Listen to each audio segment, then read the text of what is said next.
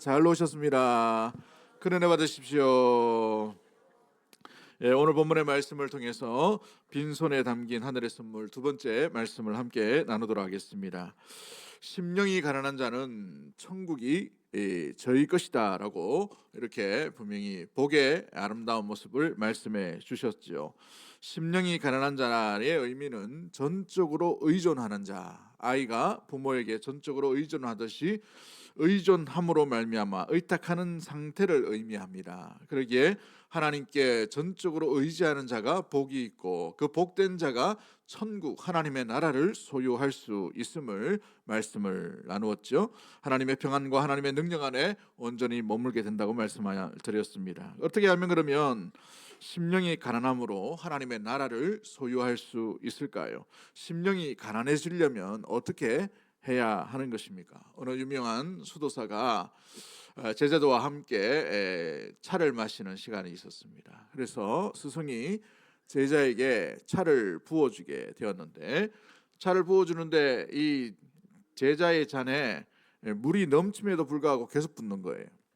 그래서 선생님, 물이 넘칩니다 라고 얘기합니다. 그러니까 이 스승이 이렇게 말하죠. 제자야, 내 마음의 잔이 이와 같다. 이미 가득 차 있다면 그 어떤 것도 채울 수가 없단다. 새로운 것은 담을 수가 없어. 내 잔이 비워 있어야만 새로운 잔을 채울 수가 있다라고 이렇게 교훈을 주는 것이죠. 그렇습니다. 하나님의 나라에 귀한 소망을 붙들기 위해서는 우리는 세상의 욕망과 세상의 연약함으로 우리 마음 가운데 우리 내면을 채우는 것이 아니라 우리 내면 안에 하나님의 것으로, 새로운 것으로 채워가야만 비로소 우리는 하나님의 나라를 온전히 소유할 수 있게 될 줄 믿습니다. 자신의 것으로 가득 차 있다면 더 이상 하나님의 은혜를 채울 수가 없다는 것이죠. 그렇다면 어떻게 하면 이 심령의 가난함으로 말미암아 우리의 마음을 온전히 비울 수가 있을까요? 세 가지 말씀을 통해서 우리가 함께 나눠보려고 합니다. 첫 번째는 우리의 자신의 무능함을 인정하고 하나님의 능력만을 의지하는 삶의 모습이 필요하다는 사실이죠. 고린도후서 12장 9절 말씀에 사도 바울은 고린도 교회를 향해 이렇게 말합니다. 나에게 이르시되 내 은혜가 내게 족하다. 이는 내 능력이 약한 데서 온전하여 짐이라 라고 이렇게 분명히 말씀하고 있지요. 강함 가운데에 온전해지는 것을 이야기하는 것이 아니라 약함 가운데에 온전해진다라고 말합니다. 사도 바울의 연약함, 부족함 가운데에서도 그의 실력과 능력이 아니라 그 연약함을 누가 붙들어 주시는가? 온전케 하시는 분은 온전하신 하나님밖에 없음을 사도 바울이 고백하고 있는 것이죠. 사랑하는 성도 여러분, 그렇습니다. 우리 안에 뭐가 내면 가운데 채워져 있는가? 우리의 욕망은 무엇인가? 우리가 생각하고 따르고 있는 우상들은 없는지 우리 자신을 면밀히 살펴보아야 한다는 것이죠. 우리 개혁신학의 가운데에서 중요한 책들이 몇 권이 있습니다. 그 책들 중에 아주 대표적인 책이 칼빈이라는 이분이 썼던 기독교 강요입니다. 이 기독교 강요는 처음에 한 권으로 이렇게 시작되었어요. 초판에는 굉장히 사도신경 순서대로 해서 굉장히 얇은 책으로 되어 있는데 이 노년에 이제 4권으로 이렇게 분량을 늘려서 이렇게 기록했는데요. 초판에 보면 이렇게 되어 있어요. 우리 마음에는 우상이 가득 차 있습니다. 하나님을 떠난 인간은 자기 자신의 능력을 과대평가하며 스스로 뭐 할 수 있다고 착각한다라고 되어 있습니까? 구원할 수 있다라고 착각하며 살아간다는 거예요. 하나님을 떠난 인간은 자기의 능력을 과대평가하게 되어 있습니다. 하나님을 떠난 인간은 하나님 없어도 무언가 할 수 있다라고 생각되는 것이죠. 그래서 하나님의 자리에 자기 자신이 세워나가는 것을 보게 됩니다. 자기가 두기를 좋아하는 그 우상들을 세워나가는 거예요. 만몬이든지 명예든지 무력이든지 성적인 것들이라든지 세상의 어떤 것도 자기 자신이 채우려고 하는 욕망으로 하나님 떠난 인간은 세워나가려고 한다라고 말합니다. 그것으로 인하여서 구원에 이르는 길도 얻을 수 있다라고 착각하며 살아가는 가능성이 있다는 것이죠. 세상 사람들은 세상의 가치는 이렇게 말하죠. 내 안에 답이 있다. 내가 가장 소중해. 그래서 스스로 강해져야 된다. 내 자신을 믿으렴. 이런 메시지들이 세상에 주는 우리에게 던지는 화두와 같고 의문표와 같고 또 우리에게 던지는 질문과 같습니다. 네가 잘나야 된다, 네가 강해져야 된다, 네가 실력이 있어야 된다, 네가 무엇보다도 똑똑해야 된다, 네 안에 답이 있기 때문에 네 스스로 답을 찾아야 된다, 네 자신을 믿어야만 한다라고 이렇게 강조한다는 것이죠. 그러나 우리 성경에서 우리에게 주시는 답은 무엇입니까? 내 안에 답이 있는 것이 아니라 누구에게 답이 있다고 말하는 거예요? 하나님께 가야만 비로소 구원에 이르는 생명의 진리를 얻게 될 줄 믿습니다. 우리 안에서 답을 찾을 수 없다는 것이죠. 하나님 안에서만 답을 얻을 수 있다고 말합니다. 스스로 강해져라고 말하지만 세상은 우리 안에서 주의 말씀 가운데에는 우리는 강한 존재가 될 수가 없다는 것이에요. 죄를 떠난, 죄악 가운데 있는 믿음의 성도들, 하나님을 떠난 백성들은 스스로 강할 수가 없다는 것이죠. 그래서 전적으로 하나님을 의지해야만 살아갈 수 있는 존재임을 말씀해 주고 있어요. 그래서 자기 자신을 믿는 것이 아니라 누구를 믿으라고 말씀하고 있습니까? 하나님만 믿으라는 거예요. 우리 자신을 믿는 것이 아니라 하나님만 믿어야만 비로소 우리는 구원의 온전한 길을 걸어갈 수 있음을 말씀해 주고 있죠. 그래서 사도 바울이 자신의 연약함을 깨달은 후에 고린도후서 12장 10절 말씀을 보면서 우리가 내가 약할 때에 오히려 그때에 뭐 했다라고 되어 있습니까? 강하여졌다라고 되어 있습니다. 내가 비어있는 것처럼 보였는데 그 가운데에 하나님의 놀라운 은혜, 하나님의 능력, 위로하심, 길을 인도하여 주심, 완전케 하심, 주께서 함께하여 주시는 놀라운 길들을 만나게 되었다는 것이죠. 그래서 감옥 같은 길들 가운데 나와졌던 요셉이 그곳에서 새로운 길을 열어가신 하나님의 놀라운 은혜를 경험하게 되고, 그렇죠? 미디안 광야 가운데 80세 노인이었던 아무것도 할 수 없는 그 나이에 오히려 하나님의 구원의 도구인 지팡이로서 쓰임받았던 모세의 길이, 새로운 길이 열려 있음을 말씀해 주고 있는 것입니다. 그렇습니다. 하나님 앞에서 자신의 한계를 인정할 때에 하나님의 능력이 우리 안에서 온전케 만들어 가시는 놀라운 은혜를 경험하게 되는 것이죠. 그러므로 말미암아 우리는 하나님의 나라의 임하심, 능력을 맛볼 수가 있게 되는 것입니다. 조나단 에드워드라는 분이 신앙과 정서라는 책에서 이렇게 말합니다. 하나님을 깊이 만난 사람들의 한 가지 공통점이 있는데 그것은 자신의 무능함을 철저하게 깨닫고 하나님의 은혜 없이는 아무것도 할 수 없음을 인정했다는 거예요. 하나님을 깊이 만나고 하나님을 깊이 깨닫는 사람은 뭘 동시에 얻게 되느냐 하면 내가 얼마나 연약한 존재인지를 알게 되는 거예요. 죄 앞에 얼마나 무너지는 인간인지 연약한 존재임을 알게 되는 거예요. 여러분, 풍랑 가운데 또 물질의 없음 가운데 연약함 가운데 우리가 얼마나 무기력한 존재인지를 철저하게 하나님 앞에서 깨닫게 된다는 것이죠. 그래서 하나님 없이는 아무것도 할 수 없는 존재임을 인정할 수밖에 없는 사람이 하나님을 깊이 있게 만난 사람의 특징이라는 사실입니다. 종교개혁을 시도했던 마틴 루터라는 분이 있습니다. 비텐베르크 이 교회 앞에다가 95개조의 반박문을 걸어놓음으로 말미암아서 종교개혁이 시작되죠. 그 반박문에 한 문구에 이런 부분이 있습니다. 좀 요약하면 참된 신앙은 자기 의를 포기하고 하나님의 은혜를 붙드는 데 있다라고 되어 있어요. 참된 신앙의 출발이 자기 의를 내려놓고 포기하고 하나님의 은혜를 붙드는 그 삶으로 말미암아 참된 신앙의 출발이 여정이 시작된다는 사실인 것입니다. 우리는 자신이 뭔가 할 수 있다라고 착각할 수 있어요. 우리 능력이 많다라고 생각할 수 있습니다. 물론 우리의 지식, 우리의 경험, 우리에게 주신 은사를 통해서 마음껏 주의 영광을 나타내야 됩니다만은 우리의 본질적인 내면 가운데 깊숙이 자리 잡고 있는 놀라운 이 죄의 근성과 죄의 결과는 전적인 무능력을 주님 앞에 인정하는 것이라는 사실이에요. 이것이 인정되지 아니하고 우리의 신앙의 출발이 있을 수가 없다는 사실이지요. 사랑하는 성도 여러분, 그렇습니다. 인간이 자기의 무능력을 깨달을 때에 비로소 하나님을 의지할 수가 있게 되는 것이죠. 자기가 능력이 있다 그러면 하나님을 의지하지 않아요. 하나님을 찾지도 않습니다. 하나님께 나아가지도 않아요. 자기 자신의 무능력을 인정할 때에 비로소 하나님의 전능하심을 만날 수 있는 출발의 시작이 될 수가 있다라는 사실인 것이죠. 그래서 칼빈이라는 분이 이 개혁주의를 처음 시작할 때에 이 가장 중요한 이 내놓았던 신학의 근거가 뭐예요? 전적인 타락이에요. 전적인 타락. 토탈이 모든 부분에서 타락했다는 거예요. 머리, 생각, 마음, 내면, 선택 모든 길들을 다 우리 이 인생 가운데에 모든 것이 다 타락함으로 말미암아 인간은 스스로 하나님께 나아갈 능력이 상실되었다는 것을 의미합니다. 그래서 하나님의 은혜 없이는 구원의 길을 얻지 못함을 이야기하는 것이 바로 전적인 타락 가운데 있음을 말씀해 주고 있는 것이지요.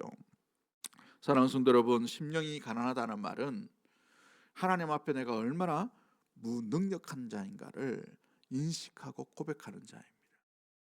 그래서 선지자들이 주님 앞에 나아갈 때 화로다 나여 죽게 되었노라, 죄 중에 거룩하신 하나님을 만나게 되었도다라고 고백하게 되는 것이죠. 전적인 엎드림, 나 자신의 무능력함을 인정할 때 비로소 하나님의 전능하심을 만날 수가 있게 됩니다. 심령이 가난하다는 말은 자기 자신을 면밀히 분석하고 돌아볼 줄 아는 시각에서 시작되는 거예요. 하나님 나라로의 가치로 채워지려면, 하나님의 은혜로 채워지려면 내가 붙들고 있는 능력이 아무것도 없음을 인정하고 고백할 때야만 하나님의 능력이 우리의 심령과 우리의 마음 가운데, 우리가 거닐고 있는 모든 인생 가운데 충만하게 다스려짐을 온전히 느낄 수가 있고 발견할 수가 있게 되는 것이지요. 하나님의 나라를 소유할 수 있는 우리 사랑하는 심령이 가난한 우리 대구 동성의 모든 가족들이 되기를 주의 이름으로 간절히 축복합니다. 두 번째 모습이 무엇입니까? 세상의 가치관을 내려놓고 하나님 나라의 가치를 따르는 삶이 심령이 가난한 자의 삶인 것이죠. 우리가 천국을 바라보고 천국을 기억하고 천국에 나아갈 삶을 기대하고 나간다면 천국에 합당한 삶과 가치관을 따르는 모습들이 우리 가운데 일어나야 되는 것이죠. 마태복음 6장 33절 말씀에 너희는 먼저 그의 나라와 그의 의를 구하라 라고 말씀하시는 것처럼 하나님의 나라를 구하고 하나님의 나라를 따라가는 삶의 태도가 먼저 준비되어져 가야 되는 것이죠. 세상 사람들은 돈을 채워넣으려고 합니다. 인기를 채워넣으려고 합니다. 성공지향적으로 살아갑니다. 명예를 얻기 위해 살려고 몸부림치는 것을 보게 되지요. 권력을 얻으려고 몸부림치는 것을 보게 돼요. 그러나 우리 예수님은 하나님 나라의 가치관을 뭐라고 얘기합니까? 심령이 가난한 자가 천국을 소유할 수 있다고 말합니다. 세상 가치는 그래서 더 가져야만 행복하다라고 말씀하고 있어요. 세상의 어떤 문화들, 이 매스컴들의 우리에게 속삭이고 던지는 화두가 뭐예요? 누려라, 가져야 됩니다. 그렇죠?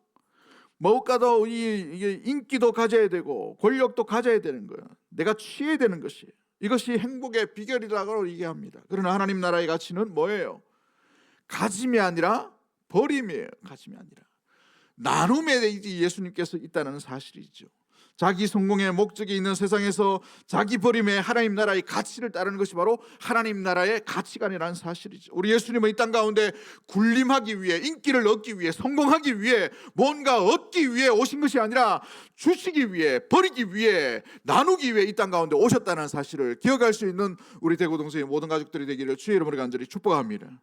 마태복음 20장 28절 말씀에 인자가 온 것은 섬김을 받으려 함이 아니라 도리어 섬기려 하고 무엇까지 주시려고 하셨다고 되어 있습니까? 자기의 목숨을 많은 사람들에게 대속물로 주려 함이다라고 말씀하고 있는 것이죠. 천국 하나님의 나라는 소유하려면 하나님 나라의 가치관을 붙들고 따르는 삶을 온전히 살아가는 것, 이것이 바로 심령이 가난한 자의 온전한 모습이 되는 것이죠. 마틴 로이드 존스라는 목사님이 산상수훈이라는 이 강해책에서 이렇게 말합니다. 심령이 가난하다는 것은 단순히 겸손을 이야기하는 것이 아니라 그것은 철저히 자기 삶을 하나님의 나라에 맞추는 것이다. 자기의 생각, 자기의 감정도, 자기의 선택도, 자기의 나간 것도, 자기가 일하는 그 모든 방향도 뭐예요? 하나님의 나라에 맞추는 거예요. 세상의 가치와 자기 의를 내려놓고 하나님을 의지하는 자가 되는 것이다 라고 말씀하고 있는 것이죠. 그래서 사도행전 20장 35절 말씀에 주는 것이 받는 것보다 뭐라고 되어 있습니까? 복되다라고 되어 있어요. 여러분, 왜 성공과 인기와 물질과 명예와 우리가 얻기 위해 이렇게 노력하고 있나요? 나 자신을 위한 것이라면 여러분 구하지 마십시오. 우리 하나님의 나라에 살아가려면 하나님 나라의 가치를 위해 온전히 살아가야 되는 것이, 우리는 나 자신의 얻기 위해서 이것을 달라고 기도하는 것이 아니라 나누기 위해, 주기 위해, 베풀기 위해, 섬기기 위해 주님 앞에 간구할 수 있는 우리 믿음의 모든 가족들이 되기를 주의 이름으로 간절히 축복합니다.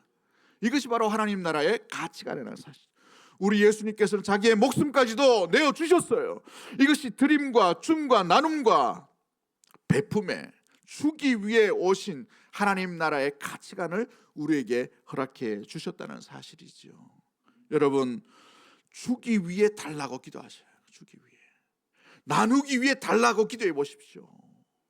아멘이 별로 없네요. 이렇게 여러분의 목적, 여러분이 얻기 위해서만 달라고 하지 말고 이 일로 인하여 하나님 나라의 풍성함에, 하나님의 영광, 하나님의 나라의 베품, 하나님의 나라가 이 땅 가운데 임하도록 나누기 위해 하나님 주십시오.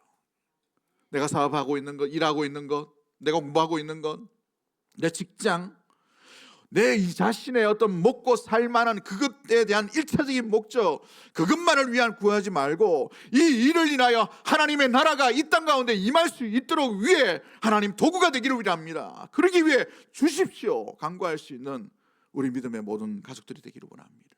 이것이 하나님 나라를 바라보는 것이죠. 나눔이 공덕을 쌓기 위한 것이 아니라 더 나은 나라가 있기 때문에 나눌 수가 있는 거예요. 여러분, 베품과 나눔은 아무나 하는 것이 아니라 더 좋은 하나님 나라가 있음을 알기에 그 하나님의 나라의 그 놀라운 은혜를 내가 사모하고 간직하고 믿고 있고 소망 가운데 붙들고 있기에 나눌 수가 있는 거예요. 아무나 나눌 수 있는 것이 아니에요. 그래서 사도행전 20장 35절 말씀에 주는 것이 받는 것보다 복되다라는 것이죠. 내 것만을 위해 달라고 구하지 마십시오.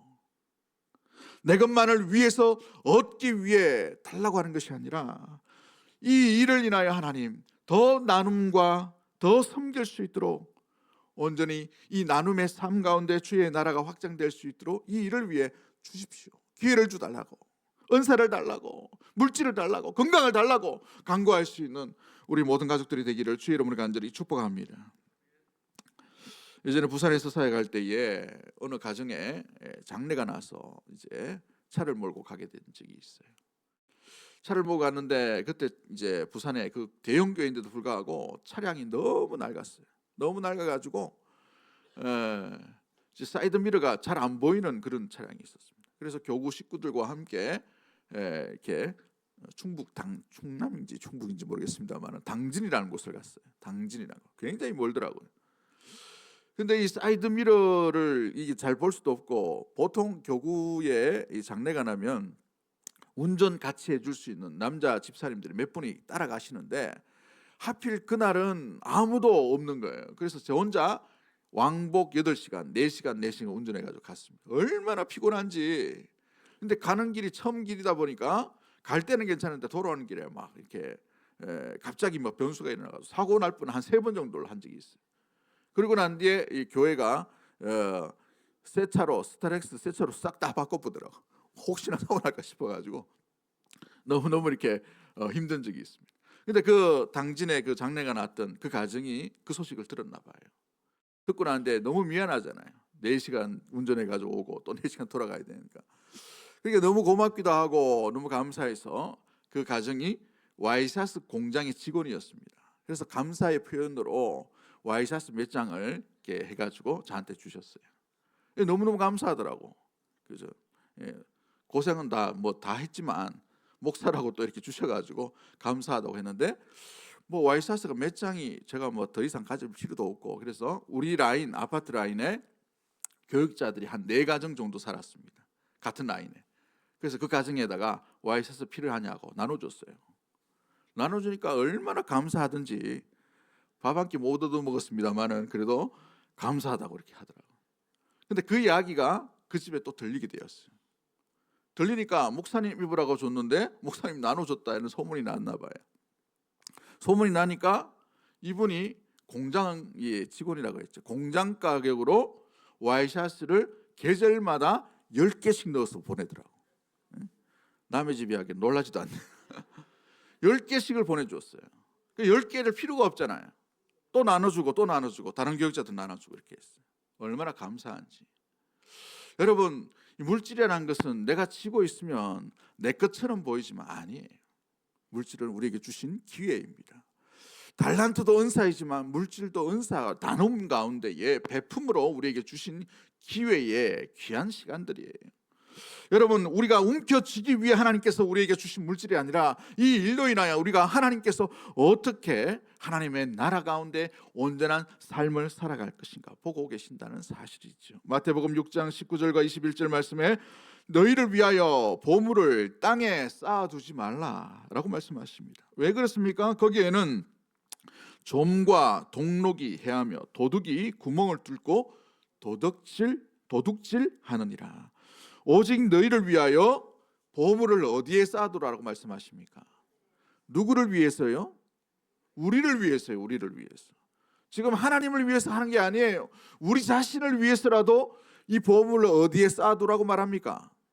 하늘에 쌓아두라고 되어 있어요. 하늘에. 이 섬김, 나눔, 이건 누굴 위한 거예요? 교회에서 보기 좋게 하기 위해서? 아니에요. 1차적인 복은 그 섬기는 당사자에게 임하는 거예요. 할렐루야.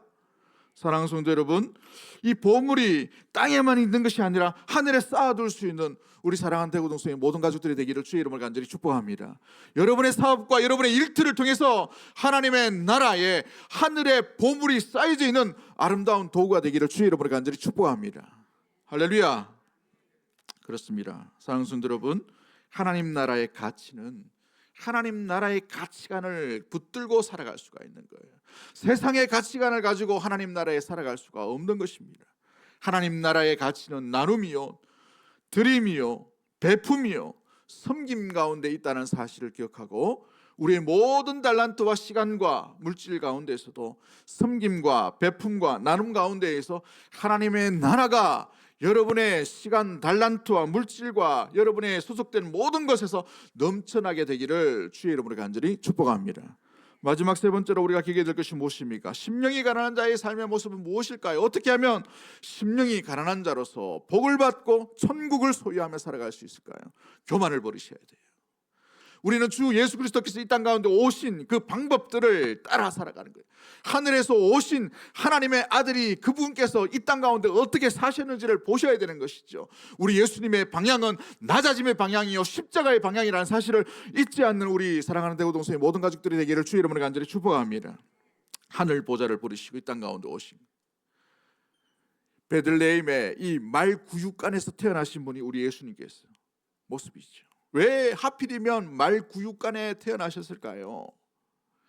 예수님께서는 로마의 황제의 가정 가운데 태어날 수도 있으셨어요. 그러나 이 땅 가운데 그리스도께서 오실 사역이 뭔가 하나님 나라의 이 방법과 원칙이 뭔지를 보여주시기 위해 예루살렘도 아닌 베들레헴 그 말구육간에서 태어나셨다는 사실이에요. 아무도 권력자들이 찾지 못하는 그곳에서 오히려 온 인류 가운데에 하나님의 나라가 어떠한지를 알리시기 위해서 말구육간에 태어나셨다는 사실이에요. 낮아짐의 모습들 가운데에 온전히 보여주시는 것이죠. 그러므로 믿음의 성도 여러분, 우리가 하나님 나라에 살아가는 놀라운 방법은 바로 낮아짐의 방법이라는 사실이에요. 야고보서 4장 6절 말씀에 하나님이 교만한 자를 물리치시고 겸손한 자에게 뭘 주신다고 말씀하십니까? 은혜를 주신다라고 되어 있어. 은혜를. 세상 사람들은 강한 자가 살아남고 약한 자는 도태된다고 생각합니다. 그래서 더 높은 자리, 더 권력이 강한 자리를 얻으려고 하는 것을 보게 돼요. 어떤 분이 그 이야기 하더라고요. 최고의 정점이 있는 탑 리더 되는 거하고 2인자로 30년 살아가는 거하고 탑 리더로 6개월 살아가는 거하고 어느 걸 선택할래 하니까 보통 우리 같으면 2인자로 30년을 튼튼하게 건강하게 오래 살면 좋은데 2인자 돼본 사람은 6개월 거 있어도 그 간다는 거예요. 이게 사람의 본능이에요. 그런데 세상은 더 높은 자리, 더 강한 권력을 얻기를 원하고 안정과 성공을 얻을 수 있다라고 생각합니다. 그래서 밀리지 말라. 더 강해야 된다. 힘을 가져야 된다. 더 움켜져야 된다. 이렇게 생각하죠. 그래서 자기 자신을 과시합니다. 자기 자신을 홍보해요. 유튜브나 이런 걸 보십시오. 요즘 얼마나 자기 PR을 많이 합니까? 그죠? 이 국회의원들 보니까 뭐 쇼트 해가지고 자기가 발언했는 거를 자기 그 사무실에서 만든 것 같아요. 누가 만들어 주겠습니까? 자기 사무실에서 만들었겠지. 자기가 했던 거를 짧게라도 계속 홍보하려고 하고 나누려고 하는 그 이유가 뭐예요? 자기 과시예요. 자기 과시. SNS에서 자기 삶을 드러냅니다. 요즘 청년들도 마찬가지로 자기 어떤 일상생활에 있는 것들, 맛있는 음식을 먹었다고 인스타에 올리고 누가 궁금해 하겠습니까? 그런데도 자기가 막 드러내는 거예요. 그거 좋다고 막 박수치기도 하고 부럽다 하기도 하고. 한때 그 페이스북을 주로 하시는 목사님이 한 분 계셔가지고 제가 굉장히 걱정했어요. 저는 정보나 자료나 이런 거 참조하려고 이렇게 합니다만은 저는 뭐 댓글 달거나 이렇게 하지는 않아요. 근데 보면 좋은 자료도 많아요. 그런데 그분은 보니까 어디 여행 가서 배경 좋은데 찍어가지고 여기가 뭐 낭만 있는 곳, 이거 왜 올리는지 모르겠네. 뭐 그렇게 궁금하다고. 자기가 이렇게 편안하게 있으면 되는데, 그죠?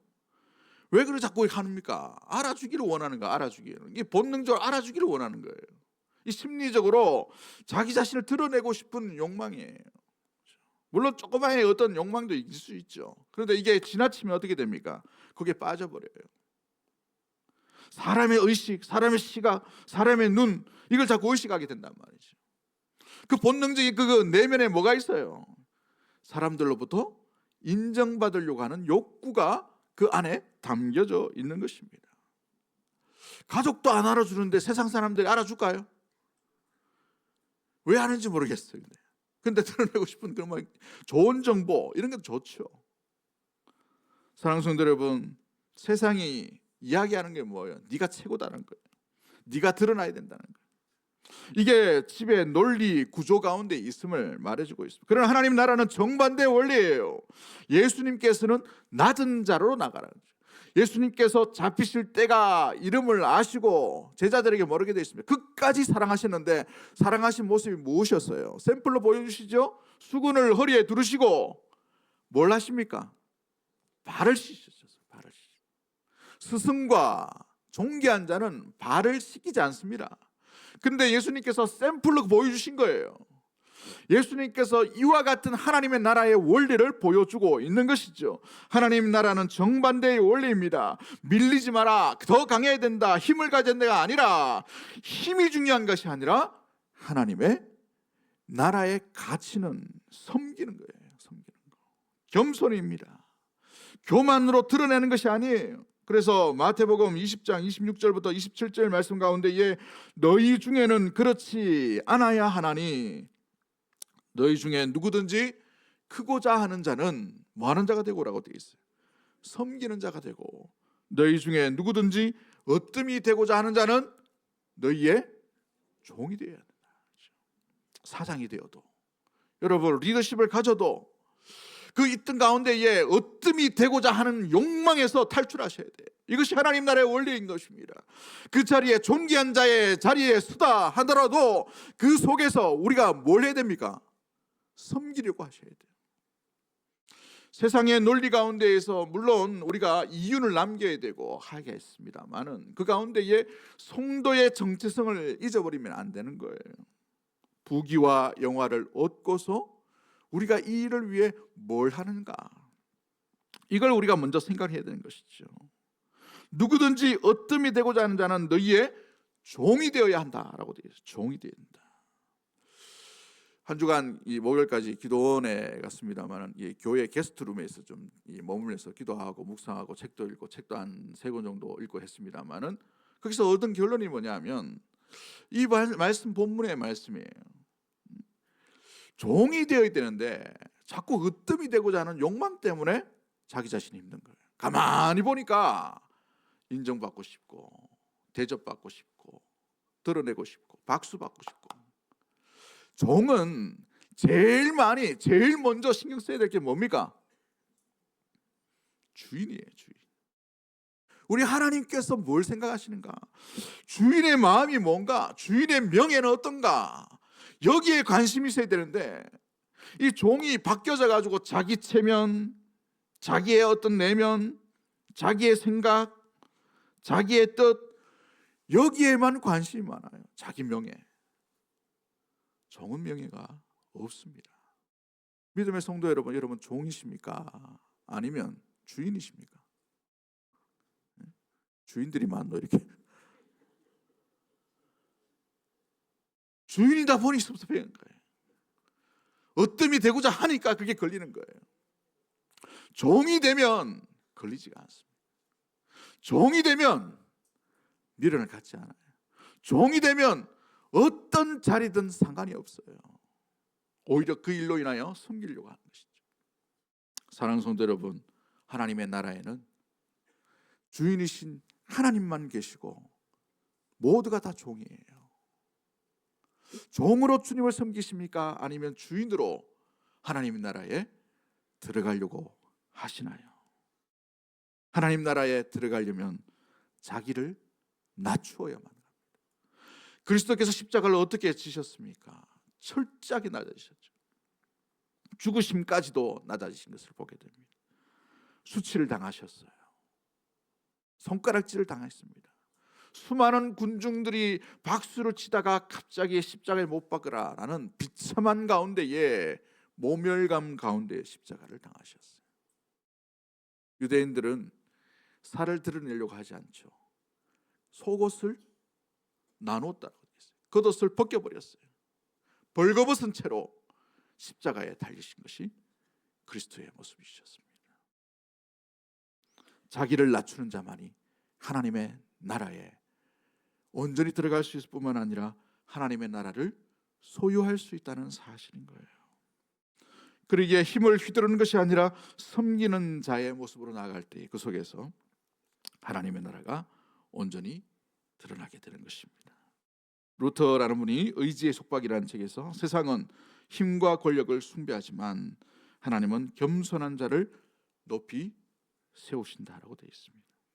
마태복음 23장 12절 말씀에 누구든지 자기를 높이는 자는 낮아지고 누구든지 자기를 낮추는 자는 높아지리라.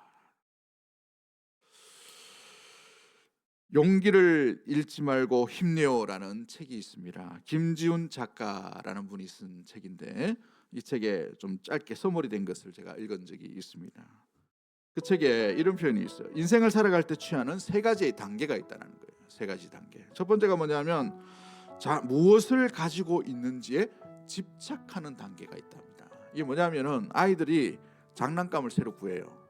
그러면 장난감을 새로 구했기 때문에 얻었기 때문에 뭐 하고 싶어요? 자랑하고 싶어요. 누구를 부릅니까? 친구를 불러요. 니 있나? 그죠? 이렇게 한다는 거예요. 요즘 아이들이 제일 부러워하는 장난감은 핸드폰이에요. 핸드폰. 응? 아이 땡폰을 가져왔어요. 얻어왔어요. 그러면 이 아이가 만지다가도 친구들이 오면은 그 폰을 어떻게 합니까? 책상 위에 딱 놔둡니다. 보라고. 왜냐하면 좋기 때문에 자랑하고 싶어가지고.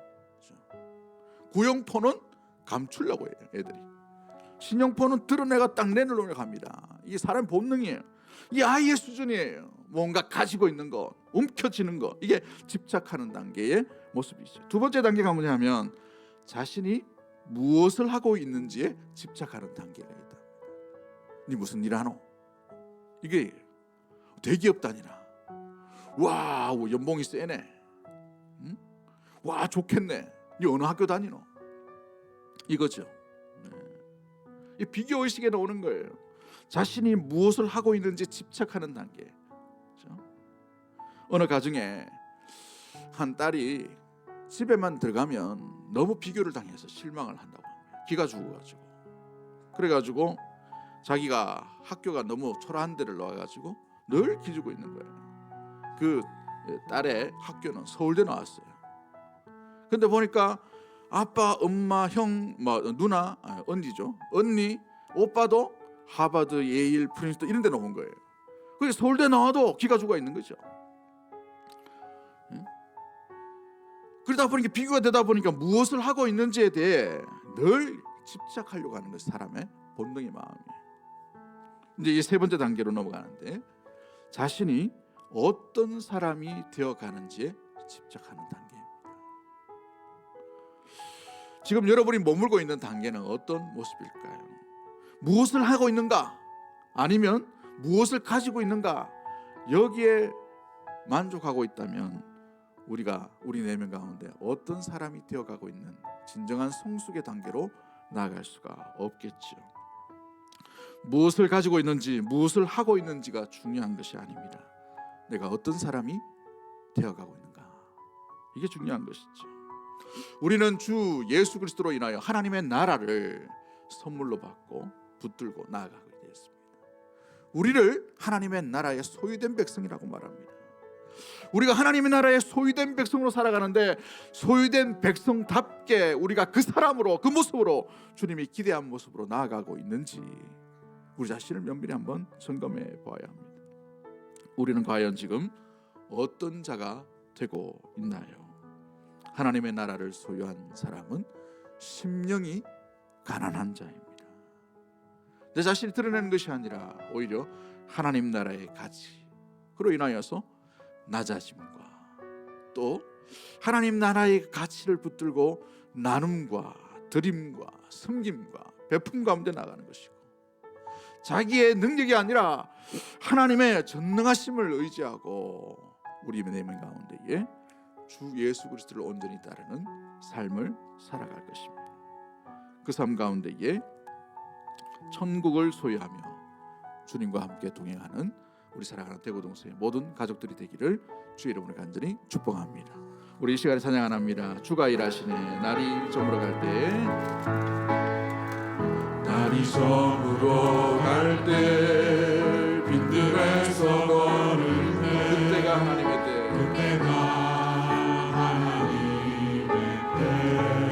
내 힘으로 안 될 때, 손으로 걸을 때, 내가 고백해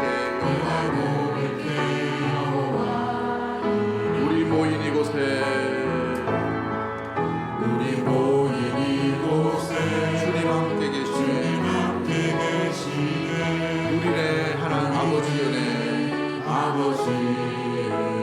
적은 떡과 물고기 내 모든 걸 드릴 때 모두 고백해 여호와 이래. 주가 일하시네.